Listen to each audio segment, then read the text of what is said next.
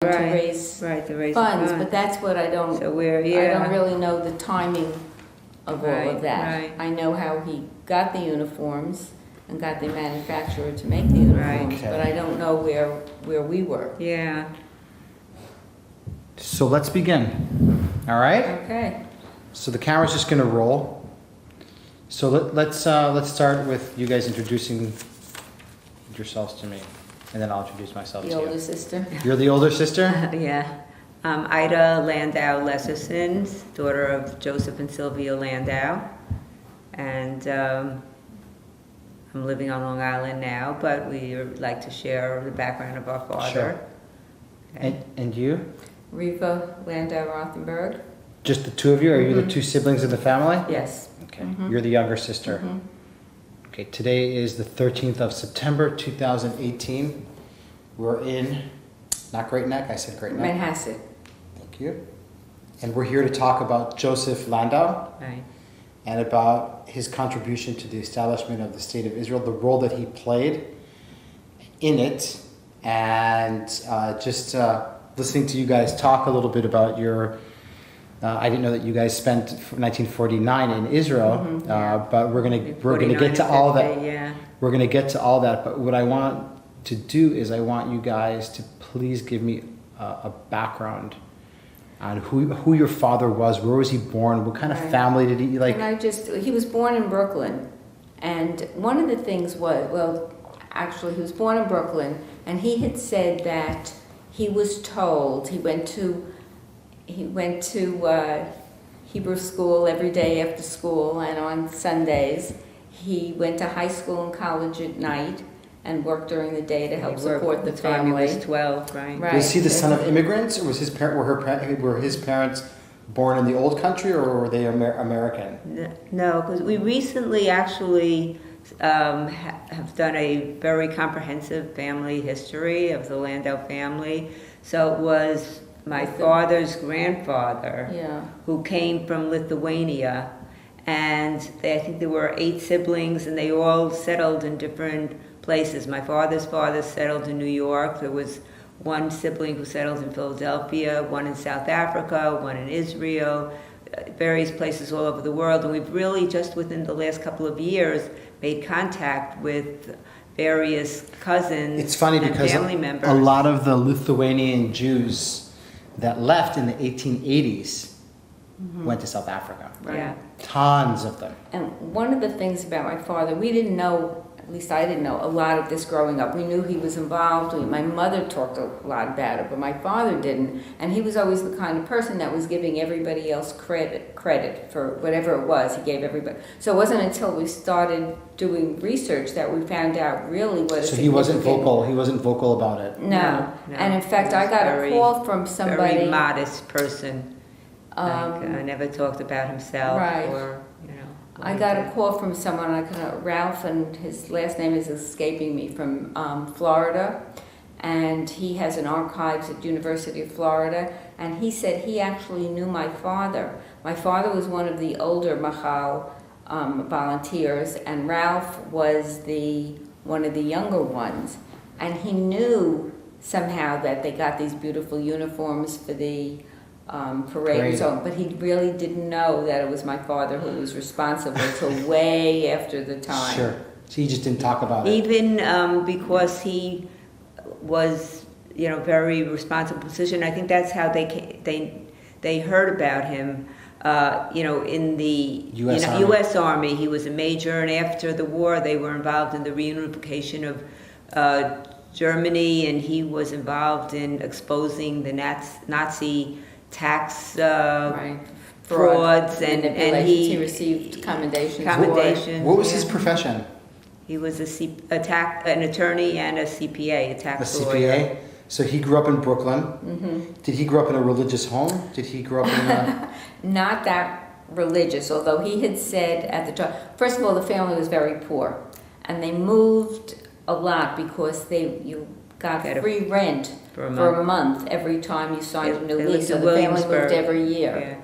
Yeah. He said that he was told that every Jewish child had to go to Hebrew school and had to participate in some Zionist organization like ZOA or Hadassah or something.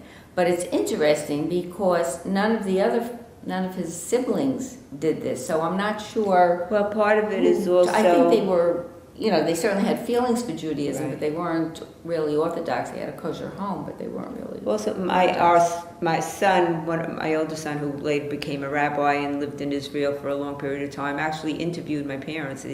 He had high school project. Yeah. No, it wasn't a high school. Oh, wasn't it? Was no, it was when he was going. He was at Esha Torah. He got smicha, and he was in Israel for 10 years. And my parents had the apartment in Israel, so he spent a lot of time with them. And he made a series of at the time it was tapes. Audio, which we have, right? I have them. Yeah. Really? Okay. I don't have any device to play them on, but then we made did we make a CD? But starting from when he was 12 and interviewing him, he was the youngest, but he took it upon himself to be responsible for the family. So he started work when he was 12. Your son? No, my Oh, your father. Okay, okay. He was really like the caregiver of the family. So everybody relied on him, and they always, all through his life, it was Joey was like the mentor for the family in every way. He did their taxes, their closing on their houses, whatever it was they needed, they would call. So he started working, and one of the things that came out of what year was he born? 1912. 1912. January 1912. That impacted him was he was working, he got a job, and it turns out that, and he was always very responsible and had a good work ethic, but he was fired because he was Jewish. He was inspired? Fired from his job because he was Jewish. And then people said things to him that it was because he was Jewish. And I think that made a big impact on him, that, his religion then, took on a new meaning for him, that he felt he had to, show that Judaism was very important to him, and it did become throughout his life. And I think one of the things, like his one brother too, Abe, who was, I wouldn't say religious, but also more involved with Judaism, and it was because his wife also, it was because he married a woman who was more involved with Judaism, and I think my mother had a big impact on my father, that she grew up in a religious home, and of all her siblings, she was the most religious and most involved with Judaism in Israel. So they, when did you said that your father was involved from a young age in ZOA? Right, yeah. But was this like... But I think it wasn't until later on. It wasn't when he was... But even when he was a teenager, before he went into the army, he was involved with ZOA in doing acquisitions for materials for Israel in preparation. So when he went to Israel, he was really doing the same kind of thing. He said he had a list of requirements of things, but there was no money, so he had to do fundraising. And that was from when he was really a teenager. I don't know what it was that got him. And it was also interesting because we know that he helped support the family. It wasn't until later on, and he was a very good accountant, and he did a lot of bankruptcy cases and everything, that I found out that he really didn't like it. But he kind of fell into that with the job, and that's how he supported his family, and he got better and better at it. And even aside from his involvement with Israel, he was involved in a lot of... like you would call it chesed. He was involved with I don't know if you ever heard of Abilities Incorporated. It's in Roslyn. It's a organization started by a man named Hank Viscardi, who himself was handicapped. He was born with, I think, no arms and no legs. And he had this idea of starting an organization in a school geared for people with handicapping conditions, and my father worked with him for years. They started, I have memories of being in a garage in Hempstead, and they had this vision. And my father, he didn't get paid. He could have in his life made a lot more money, and but the material things weren't as important to him. He did a lot of things without being paid or asking for money. And he worked with Hank Piscardi, and they built, it's called Abilities, and it's not far from here. And they had factories, and they made beautiful glassware. Now there's a school for handicapped children. They have their own bowling alley. Everything is handicapped accessible. Since 1967. Yeah, and my sister taught there. But, that was, one of the things he was involved in here. So it was, What year did your parents get married? 1942. Yeah, they were old. They weren't until like 29 when they met, which was old in those days. 1942, They right? get married in 1942. You're born when? 43. You're born 43. Right. And now, My father was in the army. So he was in the army At the time. at the time when they met? But when they got married, because they went to when they St. got married, Petersburg, and that's where they got married. My father was stationed in St. Petersburg, Virginia, and that's where they got married. So he was in the army then. And he was in the army, and 42. he was drafted. He enlisted. He was. I believe he enlisted. I don't think he was drafted. And did he come in as an officer, or he went to officers' course, or do you know anything about? No. I know he moved up. I know he was an officer, but I don't. Well, he was a major. He was a major, yeah. I don't know that he. Yeah, and then he was in Germany, and I think he didn't see my sister till you were like 6 months old, right? Right. When he came home, Right. we lived with my grandmother in Brooklyn. In and Brooklyn, yeah. He was in Germany. He was in Germany. Yeah. And then he was on General Clay's staff, Who's General Clay? He was, he was a very well-known general in charge of the forces in Germany, in Berlin. And then my father worked with him, and after the end of the war, he was involved with the unification of Germany. He held staff positions under General Dwight Eisenhower and Lucius Clay. Mm-hmm. Yeah. You want to, okay.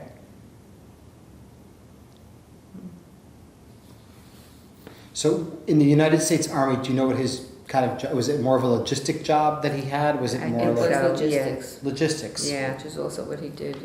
He was Israel. injured. He broke his arm at one point, But he's not a front battle kind of guy. He's no. on the, yeah. Right. He was always, in Because fact, one of those pictures that he was, looking at the equipment. One of the stories he told us, he was out in the field and he saw that the soldiers, this is in the Israeli army, were, they only had a very shallow place to hide and whatever. He says, why didn't you make it deeper, And they said, well, they have no shovels. So he was the one, he got, shovels and then when they enabled said them to do it. and then he looked and he saw they had no shoes. And they had no shoes and even cardboard, and they couldn't get that. And So that's what he did, because he has the business background, so that was his. Okay, so when the war is over, when the Second World War is over, Joe comes back to the United States, Right. and this guy, what's his name, Ephraim Ben Artzi? Mm-hmm. He's a general, I think, or he's somebody in the Haganah or something like I that. think he was a general. My father was ultimately a honorary member of the Haganah, even though he wasn't. But he had just started because he went to high school at night, college at night, law school at night, and he was a tax attorney, and he had just come back and was going to open his practice on Long Island, Franklin Square, Long Island. And what happens? And then he got the phone call, can you come to Israel? How do they get to him? I think they heard of him through, I think there was a big network of. and what he did in World War II. I think they, Because the Haganah had people here in New York. Right. They had an office on 14th Street, Right. which Teddy Kollek ran. Right. So Teddy Kollek, and he always had a very, very close relationship with Teddy Kollek. I think somewhere. And Mickey Marcus, you heard Mickey Marcus. He met. So. Now I have to see if I could. Because then he I met think Mickey Marcus too. He met Mickey Marcus before Israel. I think in Germany. Because I think Mickey He was Marcus. a colonel, wasn't he a colonel? Colonel My father in the was Israeli army. Mickey Marcus was a colonel in the Israeli army. No, in the American. Captain Mickey Marcus, an Captain. American citizen who volunteered for Israel, became the first general of the Israeli army. Right. My father first met Mickey Marcus casually in the 1930s. They met frequently in Berlin, Germany, while they were both serving in the United States Army, and they became friends. Right. My father admired Mickey Marcus and said he was very well liked and respected. So I think it was through Mickey Marcus that they got his name. Yeah. Could be, huh? Yeah. And he just goes. I mean, he says no. He First says he no, says but no, 2 like- weeks later he went, and he said the flights from Paris to his visa said he was getting contracts or something. He couldn't say he was bringing. Oh, he brought supplies stuff to with him? Israel. He said this is a story about aiming circles that, and I won't read you the whole thing, but he says I was still building my professional practice while lecturing in City College after having served almost 5 years in the Army. But now I was married with 2 young children. I usually volunteered either in the mornings or afternoons at the Israeli supply mission, depending on requirements of my clients and lecture classes, right? He was also a lecturer. Frequently it required Saturdays, Sundays, and evenings, many times until quite late or early morning. One day some man arrived from Israel and stated that there was a very urgent need for aiming circles, which were used by the army for measuring angles to aim and fire artillery. One of his main jobs in the Haganah was to acquire arms. I was told that he was assigned to difficult and usually risky jobs. He was turned over to me. I was only told one thing: help him. His list of urgently needed supplies was large, but available funds were later. Later I learned the aiming circles were needed for the Negev campaigns. And then he says they walked along Canal Street, and he told the merchants he saw aiming circles, but he says he's a tinkerer and he's teaching a class, and he wanted some things for his, they were bins selling technical war supplies. His procedure was simple. He said he saw aiming circles. I picked up the worst one and told the owner or salesman that I was a tinkerer and could use some parts. I tried to give the impression that I did not know what the item really was. The worst aiming circles thus sent the price for the better ones. Unfortunately, the number of aiming circles available was insufficient. After many inquiries, I learned about Edmund's Salvage Company, which sold aiming circles among the very large number of other items. All that was needed was money, and money was a scarce commodity in the Israel supply mission. Obviously, I did not want Edmunds or anyone to know the true purchaser was Israel. It was no one's business. Moreover, the price might then be more. I told them that I wanted to teach surveying to poor young men, had very little money, and thought aiming circles would substitute for transits, which are used in surveying. When I went to Israel, my personal baggage consisted of a number of barracks bags, which included many aiming circles, among other essential items, which I listed as camera equipment and supplies. My passport and visa application stated that I was to negotiate business contracts in Paris. As a member of the New York Bar, among other aspects such as an accountant and a U.S. Reserve officer, I knew that if foreign police picked me up, I would have problems. Air France was the only airline with a flight to Israel. The planes were old. I don't recall whether they had 1 or 2 propellers. We had to stop for urgent repairs quite a few times. On the plane were some Israeli soldiers who had been abroad in a soccer exhibition. Also on the plane was some miserable character who variously described himself as a management consultant, journalist for a British newspaper, and historian. I caught him rummaging through my barracks bags and warned him not to touch my bags again. He laughingly yelled that I had aiming circles, not camera equipment. He repeated this whenever he had an audience, especially foreign government officials or police. At each stop there was a baggage inspection. The man told the inspector I was carrying aiming circles and he should open my bags completely. I told the inspector to please open the bags quickly. He said he had to go to the WC, and fortunately the inspector told him that everything was all right and let me go.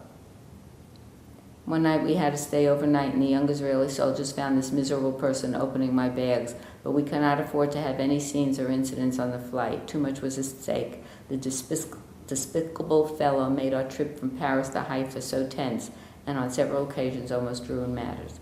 The experience was just a reminder that not all problems were due to Arabs. That's his words. So you think back and you think of him in this situation. And so he comes to it's Palestine then, or Right. Israel? Has the state been declared already when he gets there? No. So it's still Palestine. Right, but he referred to it as Israel because that's what he was Sure, going for to help sure. with the struggle of Israel. So he basically needs, we'll look at these documents soon that you have here, but so he arrives in Israel, Palestine, and do we know where he goes or what? No. No.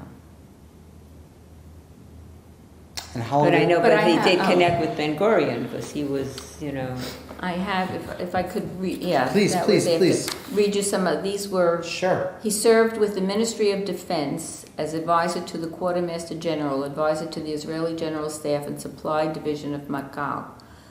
He taught in IDF schools and participated in logistical planning for Negev campaign. He helped with the acquisition of the first uniforms of the IDF. While living in Israel, he was told to return to the U.S. to obtain uniforms for the IDF in time for Israeli Independence Day and the parade of soldiers. so that's when he went back the first trip, Right. not when we were there. And one of the things he said, and this is in another, that's actually in that book, here, Dressing the Israeli Army. Yeah, 'cause that was when he was there himself, Right. and then he came back. Well, I'll just go to Take your this. time. Take your time. Take your time. Okay, Major Joe Landow had been, and then I just want to read you a couple. Major Joe Landow had been a staff officer in the logistics section of the U.S. Army in World War II. He was also a lifelong Zionist. So in 1948, when he went to Israel and volunteered as logistics advisor to General Joseph Avidan, commander of the Quartermaster Corps, he went to the front lines in the Negev to inspect and advise. Avidar, right? Yeah. The Yiftan Brigade, a Palmach unit fighting the northeast of Gaza, had one company of raw recruits who were young Orthodox men who spoke only Yiddish. The men on duty were sitting in trenches less than 18 inches deep, Landau observed. There were teams of two stripped to the waist, one man with his hands on his machine gun looking left and right, and the other man reading out loud. Some were reading the Bible, others the Talmud. Landau told the commanding officer, "Why didn't you dig that trench deeper? If the Egyptians were alert, these men would be wiped out." "We have no shovels," the officer answered meekly. Landau saw to it they got shovels. A year later, when the Israel Defense Forces prepared to march in the first anniversary parade on Israel's Independence Day, there was consternation on the highest levels. The soldiers did not have uniforms. What they had was a hodgepodge of civilian clothes and remnants of uniforms from other armies that were brought into the country over the years.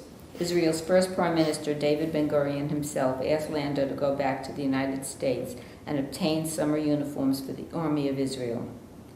"What is the budget for the uniforms?" Landau asked. "If I had the money," Ben-Gurion shot back, "I wouldn't need you."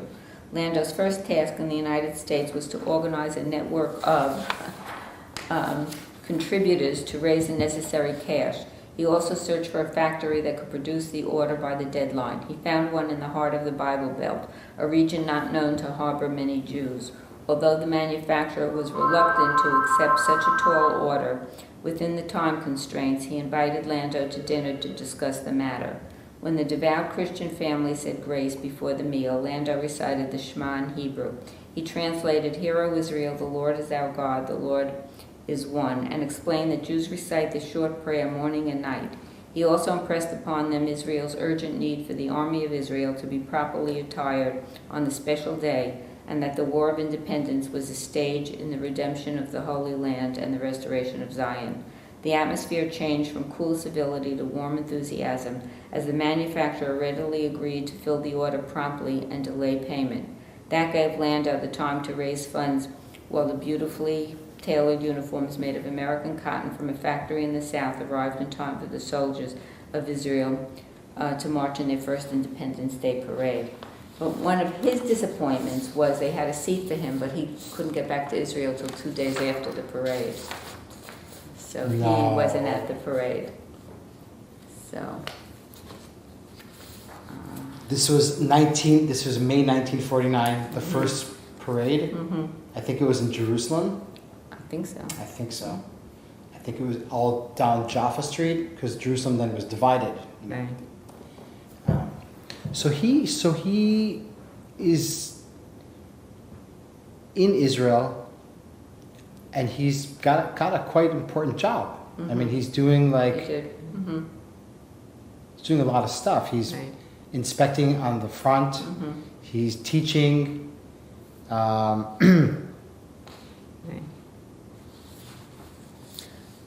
Can I just read you a couple more comments? Please. These are some of his comments from his. There was documentation as to the shortage of arms, planes, tanks, etc., but the shortages of simple everyday requirements such as tents, shoes, raincoats, which are essentials of daily living in combat, had not been recorded. The suffering was beyond description. He recalled that during heavy rains near the Syrian border, there were men in their late 40s, 50s, and 60s who had passed the age of recruitment, but who lied about their age so they could help the home guard. The trenches had torrents of water a foot deep. Very few of the men had boots. Most of them had one blanket, some not even that. Limited firepower, inadequate rainwear, no helmets, and food shortages. By the time the food got to these soldiers, it was mush because there were no covered dishes. The army was also a place for molding and orienting new immigrants. Young women who came to Israel after spending so much of their youth in concentration camps did not think they would have any bread for the next day. They would take whatever they could, fill their pockets, and put it under their beds at night. The absorption of immigrants was very difficult. Many had to be temporarily housed in desert Arab villages. One morning during intense rains, he remembered hearing a woman's screams. She had 4 children, an infant in her arms, with water pouring down the roof of the house, which was a mud frame, crying in Yiddish that she went through concentration camps, refugee camps, came to Israel in an old ship. She pleaded, "What for? Is this what we end up with?" My father tried to tell her things would be different, but he said the words choked in his throat. But there was another family in similar situation who became very close with my parents. They eventually had a beautiful apartment, were reasonably prosperous, a long way from the stench, filth, and odor of the Arab hovel with outdoor plumbing when he first met them in 1948. Who's that? Does it say? You know what? I don't have the name, but, you know. And my mother would tell a story that she took us to the park one time and everything was rationed. In Tel Aviv? In Tel Aviv. And she figured after we'd go to the park, she had been saving up rations, she would bake a cake. When they got back to the apartment, they found it was broken into and people had stolen the ingredients. The rations. The rations. Yeah, I remember the rations, yeah. Because those were hard. That first decade was. You know, I mean, I guess everybody was hungry. I mean, everything that was things we take for granted. I remember when we were living in Israel, the fish in the bathtub, you know, they would have to make a to make a filter fish. and yeah, you know. And I remember the milk, it was separated. Like if you would have Yeah, milk, right, you you know, had the to stir cream it, was right. in one bottle and the milk was in Right. the other. Right. And you know, we went to when we went in '49. I was in first grade and my sister was in. It was called Gan, which was Yeah. I remember preschool. planting a tree for Yeah. Tisha B'Av. Do you guys remember where you lived in Tel Aviv? Yeah, well, I had some, I don't know if I remember or there are We went the back pictures. there. It was across the street from Ben Gurion's Yeah. apartment. That's where we lived. And we did, on one of our trips, we did go back there. Yeah. We had the address. Because yeah. across the street, Ben Gurion's house is a museum. Yeah. It's right near, So- it's now Shterot Ben Gurion, which is Ben Gurion Boulevard, but then it was a different name. Right. But he had a house there. Yeah, it's a Yeah. museum now. We Yeah. were in an apartment. Right, and there, That's it, yeah. so there we were on our balcony. We had the balcony, yeah, Yeah. I remember, yeah. Wow. That's later on, it's in the 80s. Wow. You know, it's interesting, it's like somebody else's life, you know. Well, it's, So it even goes- So- when your father went there for the first time, Right. Mhm. and he's gone for like a half a year. He's gone for a while. Right. Mhm. And your mother, she supports what he's doing. I Oh, mean, yeah. There's no. She was very Zionistic. Yeah, and that's what I very- thought. Israel was Right. her life, yeah. Yeah, Right. so there wasn't like, Even what do you? before she met him. Sure. Yeah. She actually, I'm But sure. he was maybe- gone, it was hard, because he was gone, Exactly. in the army when she first had, 2 children, and then... She didn't know where he was, and if he was Yeah, alive. right. And So then he came comes back from Israel, and he's not done. he's like, I got to get these uniforms, and Right, then right. you know, and then you guys moved there, Right. correct? For a year and a half. About a year and a half, wasn't it? Yeah, I think I about think a so. We went by, And he by was- boat, you know. By boat, Yes, you know, by To- two boats. 2 boats Yeah. from New York to Marseille. No, well, we No, I stopped think in it was- Marseille, but Genoa, Italy. We Italy, spent a uh-huh. week in, Yeah.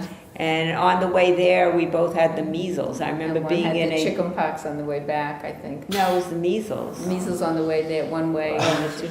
But I remember, and we had to be in a dark room with towels over our eyes, because, you know, a side effect of measles can be blindness.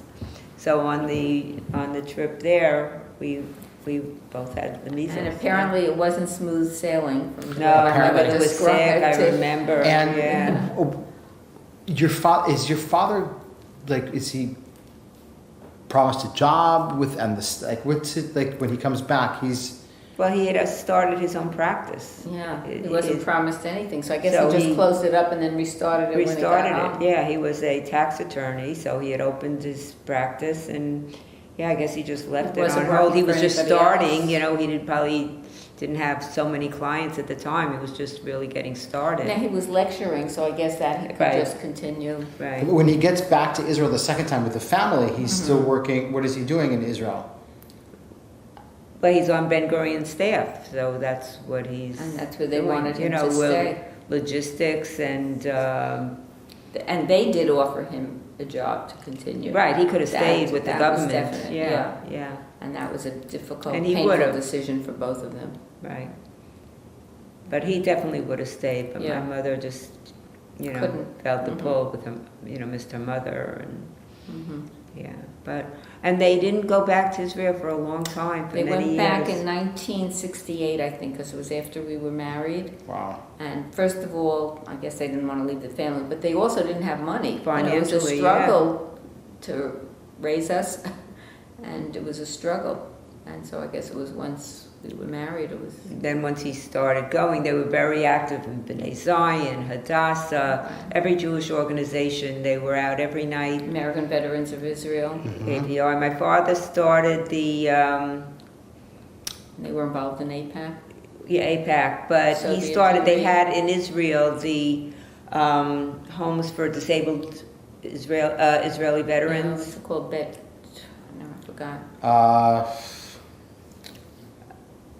Yeah, because it was come on. Israeli They had name. mid- Bet I Buto. should remember. Bet Haven- Yeah, I so don't remember. he started that. You Mhm. know, the first. And they were involved, weren't they, in bringing Ethiopian Jews to Israel? There was a family, an Israeli soldier who had lost his leg in the Israeli war. So my parents brought them to the United States and sponsored him to get his prosthesis and get his medical care. And Came to our house for a Seder. we maintained the relationship with them. They went back to Israel, and every time we're still friends on Facebook with them. When you were telling me about in the '90s that you started to tell your father, why don't you Uh-huh. let's start putting your Stories stories yeah. together, so that and you said that he wouldn't tell you. He didn't was tell just me. writing. He wrote it on the yellow pad and Yeah. gave it to me, and then I. And we found His letters hand, that people had right. written, his documents, letters of commendation. I mean, Right. even, when, I think he was there in Berlin when the concentration camps were liberated, Yeah. but he never talked about it. We knew Right. that he was deeply affected in what he saw, Mhm. and he just said the things I saw, but he never was able to really talk about it. Right. But he was there, Mhm. he was, and that's, again, where he became involved with the reunification of Berlin, but in the liberation of the concentration camps. But there were a lot of things. He was very, very accomplished, but he was also very modest. And he later on, he talked a little bit more about some of the things he did, but he wouldn't sit and talk to you Right. about what he accomplished or what his. Well, And the Yeah. other thing with them sponsoring this family, and they were very generous too. They were very, very involved in conservative Judaism and so. Synagogue. But they were not really people of means, so they in a sense, denied themselves to be able to do these things. That was more important. They didn't go on fancy vacations or anything like that. This is what was important to them. They only went on vacations if it was... If it was right. If it was If they went to with the synagogue to or the Jewish organization. Right. They went to to Spain, see, but to with... see the concentration camps yeah. also, they went to that. Yeah, they never That- just that was took their- a cruise or right. something like that, Right. you know. You said also that he had a warm relationship with Teddy Kollek. Oh yeah, very, very close. You know, they corresponded. We have letters from Teddy Kollek. Yeah, I think that weren't there some in We'll there? Yeah. hold on a sec. We'll wait for the phone to stop. Couldn't just hang up. Can you turn It it should off? stop. I don't know how It will to stop turn in a it sec. off. It will stop in a sec. But neither of them were, you know, materialistic in the sense that, right, it was more important for them to support Jewish organizations than to accumulate financial wealth for themselves. I mean, my father could have been a lot wealthier than he was. You know, he wasn't at all, but he could have been. But he, you know, this was the focus of their lives, both of them. Mm-hmm. So And your mother, we didn't talk, she's from New York? she was, She was born in Akron. She grew up in Ohio. Akron, Akron, Ohio. That's I was there like a year. I was there. I went to go see a baseball game there. There's a Oh, really?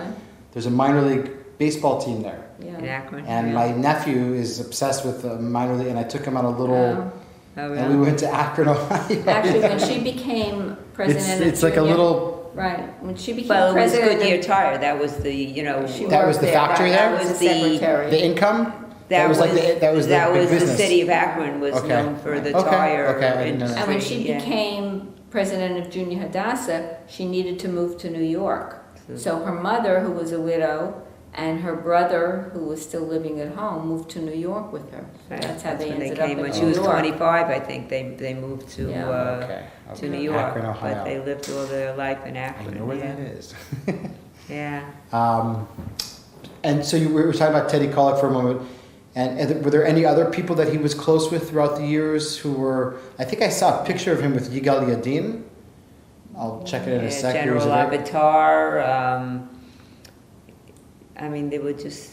There were names that I don't just escape me now, but Okay. they would talk. I know Mom would talk about.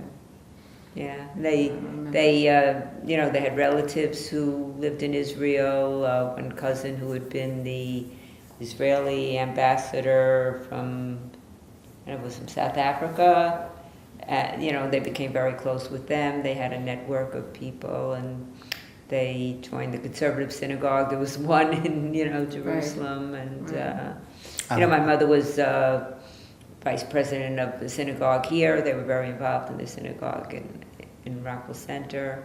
And she had a number of friends in Israel that were her friends at in Junior Hadassah, but then who made Aliyah to Israel, and she Right. remained friends with They- them. And so they- Shulamith Nardi, I remember. Right. and They brought Miriam somebody.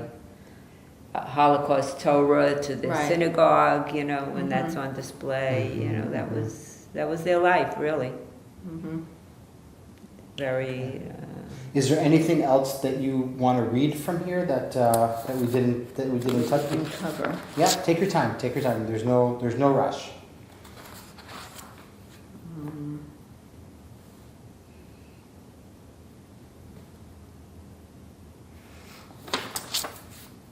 And I'm sure I'll think of things after you leave, but right now I can't. So you did that. You did that. I mean, he did a lot with the disabled, you know, war veterans, Israeli veterans, the American veterans of the Israeli war. Mm-hmm. I think. What year did he pass ABI. away? 2008. 6 weeks before my mother. Yeah. They were, until they were both about 85, they were very active. They kept up a pace that none of us could, you know, and again, just involved with every Jewish organization, the synagogue. They were honored numerous times, Israeli bonds, JNF. B'nai Zion. Where did they live also out here in Long Island? Or? Yeah, Rockville Rockville Center.